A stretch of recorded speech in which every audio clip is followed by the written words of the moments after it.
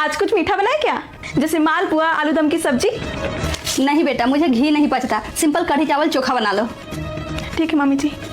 सुनो ना, आप मालपुआ सब्जी खाओगे? बनाओ। मैं फालतू चीज नहीं खाता, गर्मी बढ़ गया है, मैं रात में फल खाकर नहीं रह लूंगा। मम्मी जो बोली है वो बना दो। ठीक है। हेलो। हाँ माँ। हेलो, क्या कर रही हो? कुछ नहीं, खाना बना रही हूँ। क्या बना रही हो? कढ़ी चावल। अभी भी तुम्हारी आदत है पुआ खाने की? रोज रोज तो कढ़ी चावल ही बनाती हो, कभी सबको बना के खिला दिया करो मालपुआ। हाँ माँ, सप्ताह में एक बार अपने लिए बना लेती हूँ, आखिर मीठखानी जो हूँ। लेकिन मेरा फेवरेट खाना तो पुआ सब्जी ही है।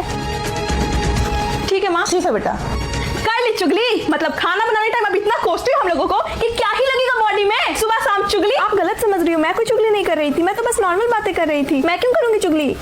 क्या हुआ सोनी, क्यों उसको तुम परेशान करते रहती हो?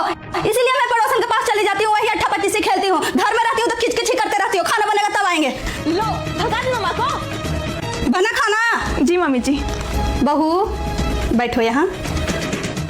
सॉरी मम्मी जी, अब आगे से कोशिश करूंगी चुप रहने की और फोन पे कम बात करने की। गलती हो गई। नहीं बेटा, तुम्हारी कोई गलती नहीं है, बस एक गलती की हो बेटा।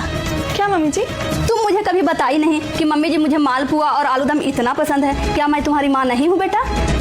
मुझे नहीं पता था कि तुम्हें मालपुआ इतना पसंद है। अरे तुम तो जानती है बेटा कि मुझे फैटी लिवर निकला है, तो मैं तला भुना नहीं खाती हूँ ना बेटा, सिंपल खाती हूँ।